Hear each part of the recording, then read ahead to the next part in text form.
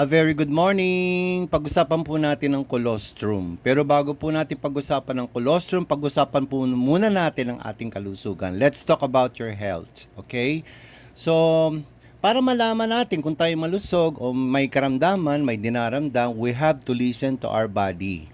Kung anong nararamdaman natin, malamang meron tayong sakit, ang una nating ginagawa, pupunta tayo sa doktor para po i-diagnose po tayo. Di po ba?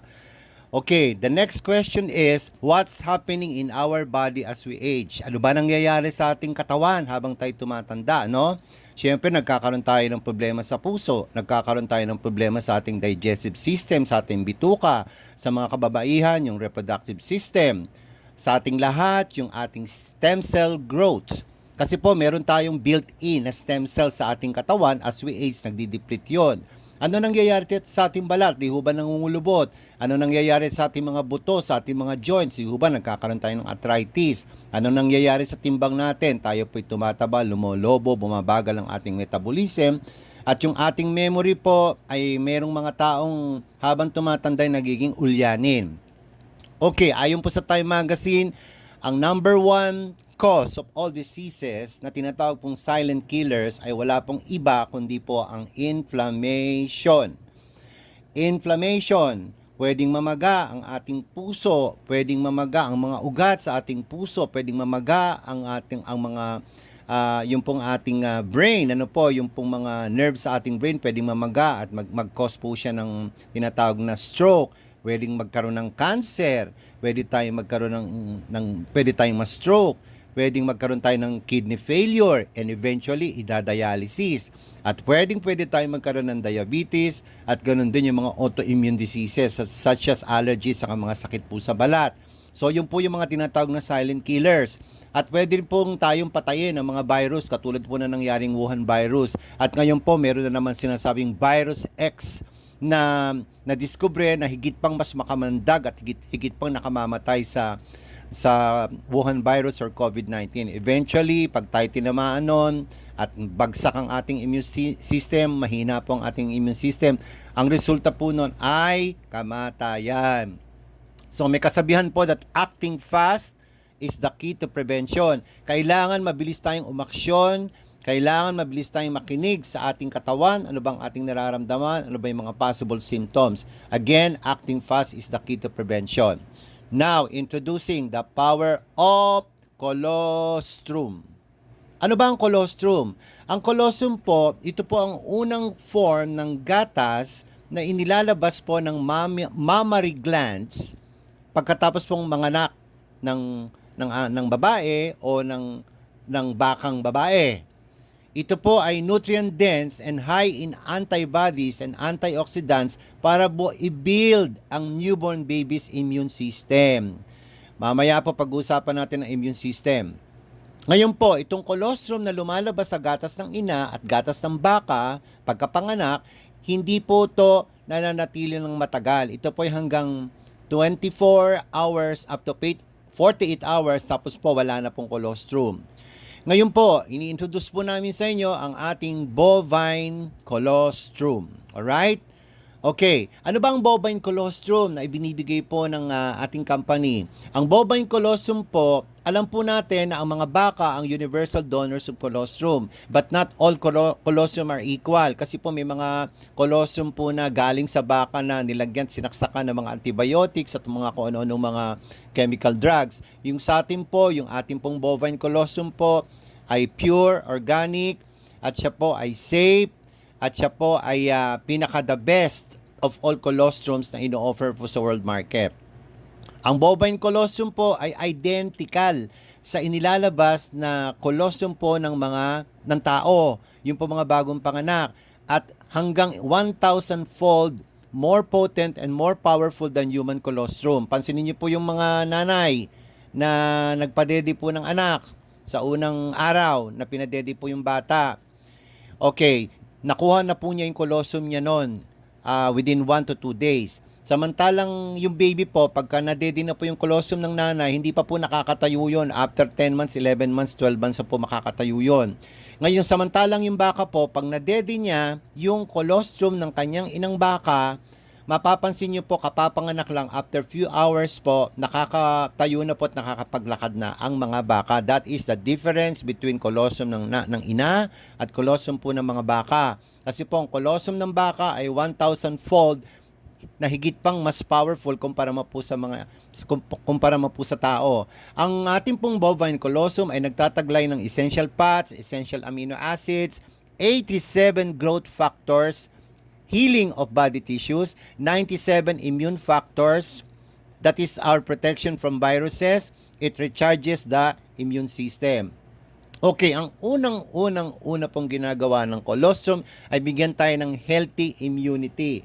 In other words, ang colostrum po ang ating bovine colostrum ay healthy immune, ay nakapagpuproduce po sa ating katawan ng healthy immunity para sa ating healthy immune system. Siya po ay nagbibigay din at siya po ay tinatawag din pong antibodies producer. Okay, tungkol sa immunity po, sa immunity po, ang best example natin yung sa COVID-19. Marami pong nagka-COVID-19 na hindi po nahahawahan ng COVID-19 kahit po sila wala pong tinatawag na injection po. Kasi po, yung mga nagtitake po ng colostrum ay merong very, very healthy immunity. Kaya kahit makatabi nila, maging ka-roommate pa nila yung nagkaroon ng COVID-19, ay hindi po sila nahahawahan. Lalo po ngayon na meron na naman daw pong lalabas na tinatawag na virus X na higit pa pong mas makamandag sa COVID-19. Ang pangalawang dahilan po kung bakit kailangan natin mag-take po tayo ng bovine colostrum, una po yung ating immunity, immune system booster po siya. Pangalawa po na ginagawa po ng colostrum, siya po ay nagpo-produce ng antibodies or antibodies producer known as the immunoglobulins. Ang immunoglobulins po ay tinatawag na in medical term ay IgG, IgA, IgE, IgD, and IgM. So, ang colostrum po ay tumutulong upang mag-produce po siya ng antibodies. It builds natural immunity. Yung pong mga tinatawag na little doctors ng katawan natin, pinalulusog, pinalalakas po ng ating bovine colostrum at siya po'y tumutulong para ma-prevent at i-treat, gamutin po yung bacteria, toxins, viruses, and other antigens. Okay? Kumbaga, yung pong mga ipuproduce sa katawan natin na antibodies, yung po yung mga good soldiers ng ating katawan, palalakasin po yon yung reinforcement po ng ating mga good soldiers sa katawan para pumalabanan yung pong yung mga free radicals or chemical terrorists ng ating katawan.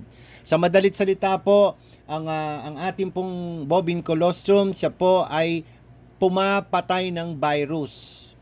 Papatayin po niya yung mga virus na sumisira po sa ating katawan.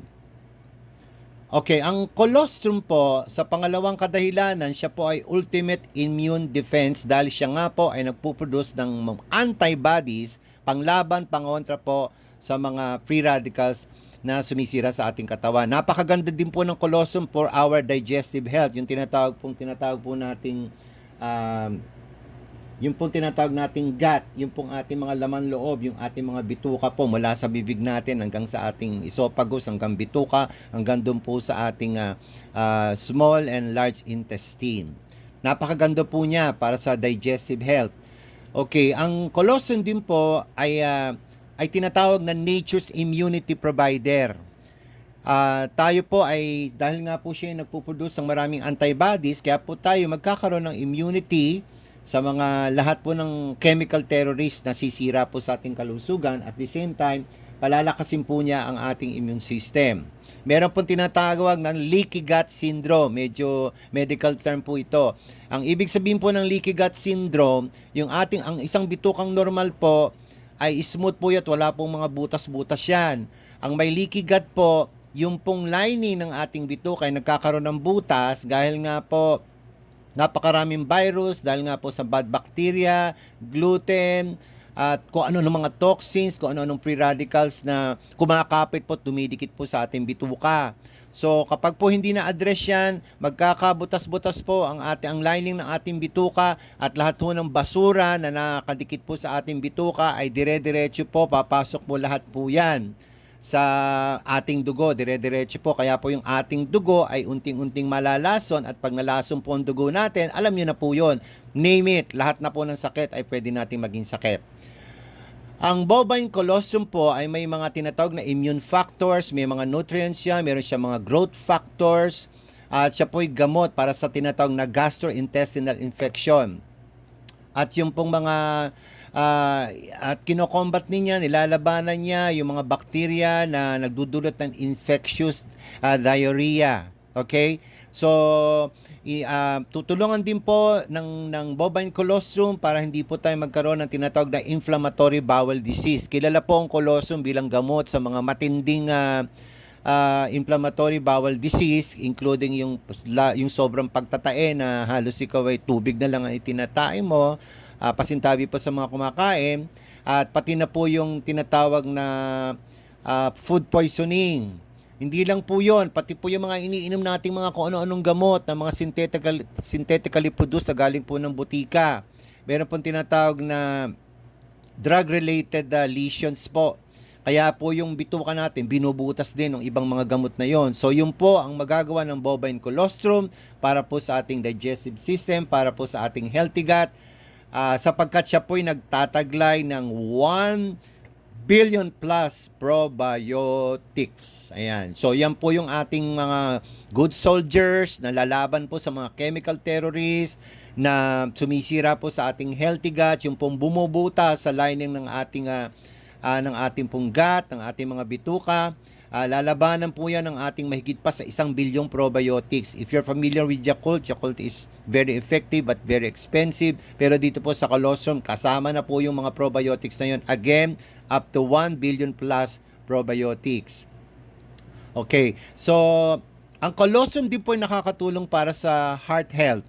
Ang colostrum po ay tumutulong upang ibaba ang LDL cholesterol, low density lipolipid or low density lipoprotein. Ilo-lower po niya yon, yung mga bad cholesterol na yon, para ma-reduce po ang ating risk na tayo magkaroon ng atake sa puso o sakit sa puso. Ang cardiovascular disease is the leading cause of death worldwide. Yan po ang number 1 cause ng sakit at kinamamatay ng mga tao. Sa colostrum po, matutulungan tayo para tayo magkaroon ng healthy heart. At maiwasan po yung heart attack. At maiwasan po yung stroke, yung ruptured brain aneurysm. Okay? So, maiwasan po yung stroke.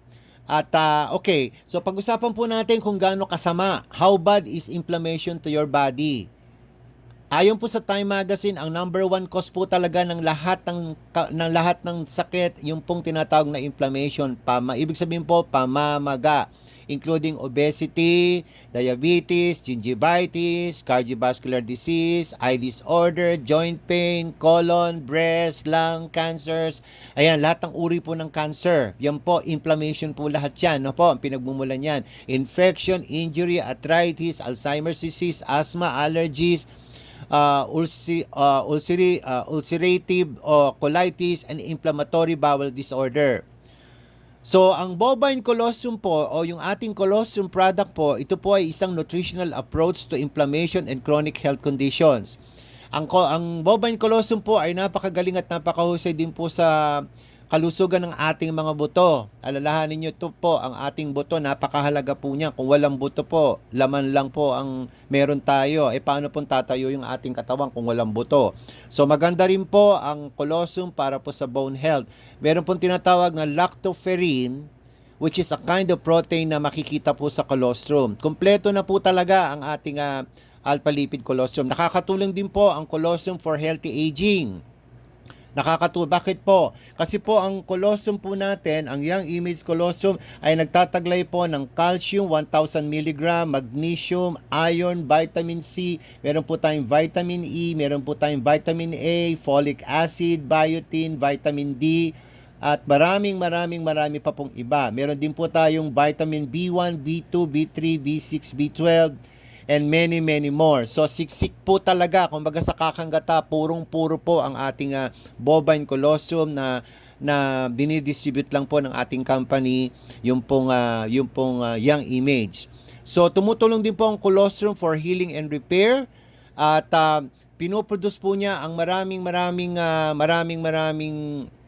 nakakatulong po siya para po sa ating bone health, sapagkat ang ating nakakatulong po siya for our bone marrow, sapagkat ang ating bone marrow po ang producer po ng ating blood. Ano po siya ang blood manufacturer. So nakakatulong po ang colostrum para po mag-produce po siya ng good blood cells, and red blood cells and white blood cells. So, ano po ang tatlong key benefits ng colostrum? Unang-una po, siya po tumutulong para po bilang immune booster po siya for healthy immune system. Pangalawa po, siya po ay producer po siya ng antibodies, yung panglaban po natin, yung ating mga good soldiers na lalabanan po yung mga chemical terrorists na sumisira po sa ating katawan. Siya po ay maganda po para sa digestion, healthy digestive system. Yun po yung pangalawang dahilan, ano po? Because it encourages a healthy digestive system. Pangatlo po, yung healing. Siya po ay nagko-complement sa tinatawag na natural process of cellular repair and healing. And colostrum can replace growth hormones naturally. Okay, so ang ating katawan po ay nilikha ng Diyos. Sabi nga po sa Bible, we are fearfully and wonderfully made. Tayo po ay binigyan na ni Lord ng stem cell sa ating katawan. Nagpuproduce po ang katawan natin ng stem cell. Ang ating pong katawan ay may nagpuproduce siya ng sarili niyang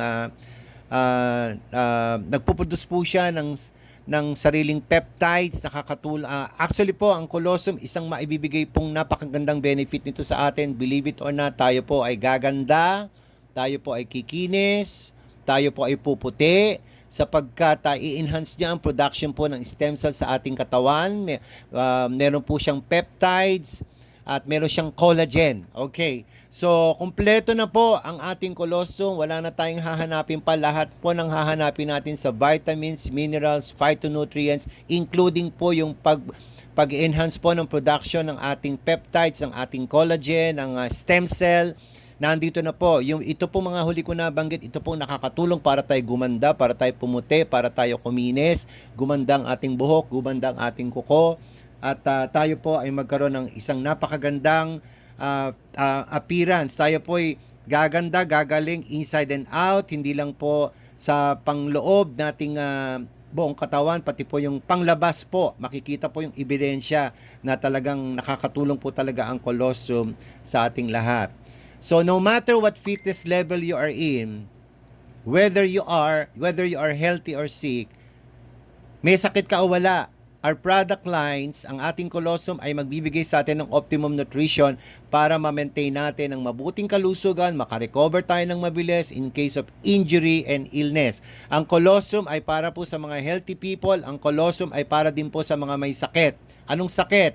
Cancer, diabetes, arthritis, lupus. Lahat po ng iba't ibang karamdaman ay matutulong po ng colostrum, sapagkat ang colostrum po, ito po ay superfood na kailangan ng bawat mamamayang Pilipino, bawat miyembro ng sambayan ng Pilipino, lahat ng member ng bawat pamilya kailangan pong mag-take po o uminom po ng colostrum. Pwede nyo na pong tanggalin yung gatas na binibili nyo po sa supermarket. Ito na lang pong colostrum ang ipalit natin. Bakit po? Sa 6 na kadahilan ng ating nabanggit, ang colostrum po ay tumutulong upang lumakas ang ating immune system. Siya po ay nagpuproduce ng antibody sa ating katawan para malabanan natin lahat ng sakit. Siya po ay tumutulong para magkaroon tayo ng tinatawag na healthy digestive system, yung tinatawag nating gut, para hindi ito magkabutas-butas, para hindi ito magkaroon ng leak. Kasi pag nagka-leak ang ating bituka, dire-diretso po yung mga toxins sa papasok po sa ating dugo, at yun na po, i-distribute na po sa buong katawan natin yun. Kaya huwag tayong magtataka kung ba't po maraming sakit po ang tao.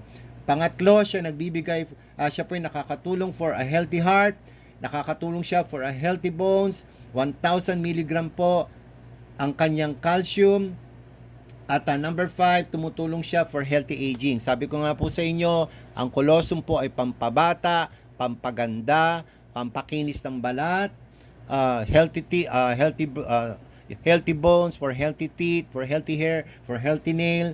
At dahil nga po siya po ay tumutulong para palakasin ang ating mga stem cells sa katawan, palakasin ang reproduction and production of ng ating pong stem cells, most especially ano po. At number 6, siya po ay nakakatulong for athletic energy and repair damage sa yung pong, kasi po di ba minsan nagkakaroon tayo ng damage po pag tayo po ay masyado pong active. So nakakatulong po siya for athletic energy, for athletic performance. Kaya po kung tayo may edad na at medyo mahina na, palalakasin po tayo ng colostrum, bovine colostrum. Marami po tayo mga testimonies sa mga cancer patients. May cancer sa atay, cancer sa breast, cancer sa prostate, at iba't iba pa pong mga cancer patients. At yung mga stroke patients po, marami po tayong ganung patotoo na natulungan po ng ating pong bovine colostrum. So, sa ngayon po, yun po muna po ang aking ma-share sa inyo regarding our bovine colostrum. But remember that not all colostrum is equal. Tanging tayo lamang po sa yung image ang hindi nagko-compromise. Ang kumpanya po natin ay almost 50 years na po siya sa New Zealand, at dito po sa Pilipinas almost 30 years na po ang ating distribution center dito po sa Philippines. So wag po tayong bibili sa iba ng colostrum, kasi po not all colostrum are equal. Ingat po tayo, makabili ng fake, makabili ng expired, makabili po ng imitation po na colostrum. So nandito po kami para tulungan kayo, maibigay sa inyo ang pinakamababang halaga ng ating colostrum product. Mabigyan namin kayo ng opportunity na maka-discount, mabigyan namin kayo ng opportunity na makainom ng libre. Ang ating pong company namimigay ng libre, at go to the person na nag-share po sa inyo ng colostrum, at sila na po magpapaliwanag sa inyo paano tayo makaka-discount, paano tayo makakainom ng libre, may sukli pa.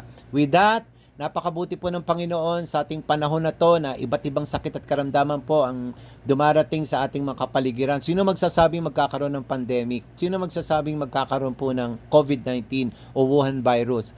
Alam niyo po, dahil nga po tayo nasa social media na, may mga balita po na mayroon pang mas matinding pwedeng dumating, na mas matindi pa po sa COVID-19. Kaya po, before it's too late, mag-take na po tayo ng colostrum para proteksyon natin, hindi lang sa ating sarili, kundi pati po sa bawat member ng ating family. So with that, thank you so much, and God bless you all exceedingly and abundantly, above and beyond, more and more, in every way.